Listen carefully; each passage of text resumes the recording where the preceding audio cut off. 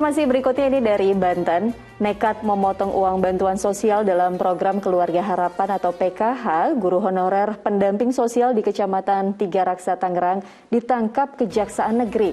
Nilai pemotongan uang program PKH milik warga penerima bansos tersebut mencapai 700 juta rupiah. Dua oknum pendamping sosial dalam program Keluarga Harapan atau PKH ini diamankan petugas Kejaksaan Negeri Tiga Raksa.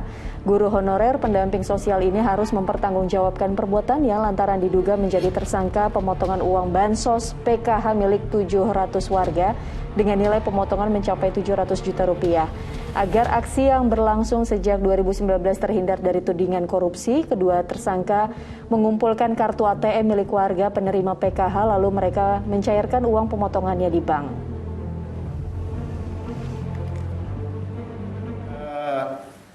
Inisial TS itu sekitar kurang lebih 400 jutaan. Sedangkan untuk inisial DKA itu sekitar 300 jutaan. Dan potongan itu bervariasi oleh kepada penerima manfaat, kepada keluarga penerima manfaat. Ada yang dipotong 50, ada yang dipotong 75, jadi bervariasi.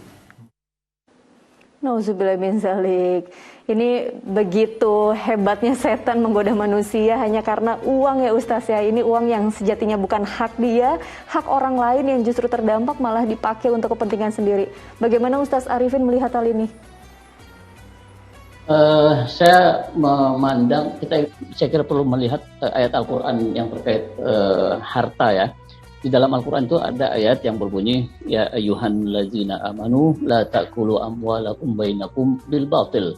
Wahai orang-orang yang beriman, janganlah kalian memakan harta sesama kalian dengan cara yang tidak benar. Nah, lanjutan ayat itu, illa antakuna tijaratan antaradin minkum, kecuali melalui jalur jual beli, yang itu pun harus ada kerelaan dari masing-masing antara penjual dan pembeli. Nah, artinya apa?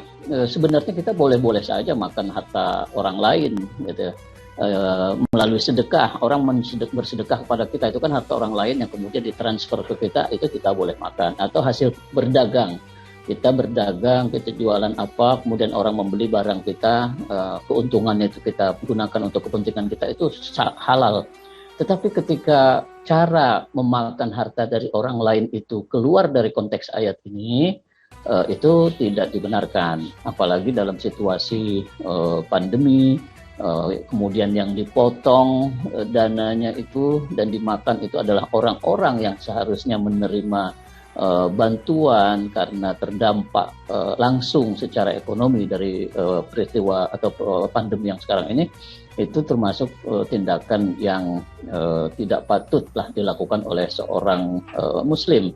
Karena seharusnya dalam keadaan yang semacam ini kita harus saling tenggang rasa, harus saling membantu, harus saling menguatkan satu sama lain. Apalagi jelas sekali di dalam Al-Quran ada ayat surat Al-Maidah, Allah berfirman, wa ta'awanu 'alal birri wa taqwa, dan saling tolong-menolonglah kalian dalam perbuatan baik dan dalam ketakwaan. Kemudian ada juga dalam hadis disebutkan bahwa seorang mukmin yang menolong saudaranya itu akan ditolong oleh Allah. Sebetulnya itu yang harus kita tanamkan dalam benak kita ketika menghadapi peristiwa-peristiwa semacam ini. Ringankan tangan kita lah untuk membantu saudara-saudara kita yang terkena dampak, karena dengan begitu sebetulnya yang akan merasakan keuntungannya kita sendiri. Allah akan membalas berapapun bantuan yang kita berikan kepada orang lain, entah itu berupa uang, materi, atau makanan, atau tenaga. Itu yang akan untung itu kita sendiri sebenarnya. Allah yang akan membalas, entah itu nanti melalui orang lain yang membantu kita dengan bantuan yang lebih besar, atau yang pasti, kalaupun kita tidak rasakan di dunia, yang pasti di akhirat kita akan mendapatkan pahala yang besar. Nah, ini disebutkan di dalam hadis ya, bahwa orang yang menolong itu akan ditolong oleh Allah. Orang yang menolong orang yang sedang kesusahan pasti akan ditolong oleh Allah.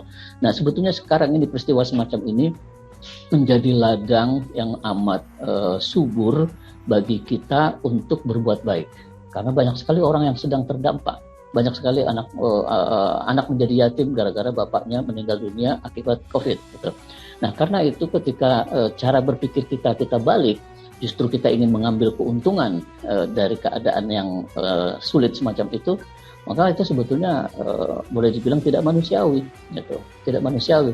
Orang sedang sama-sama susah kok dia malah mencari keuntungan sendiri untuk pribadinya, untuk keluarganya. Jadi mari kita ingat kembali hadis Nabi tadi itu, bahwa orang yang menolong orang lain itu pasti akan ditolong oleh Allah. Tentu kita suatu saat pasti memerlukan pertolongan orang lain. Nah, karena itu saat ini sedang ada orang yang memang memerlukan pertolongan kita tolong supaya Allah juga menolong kita.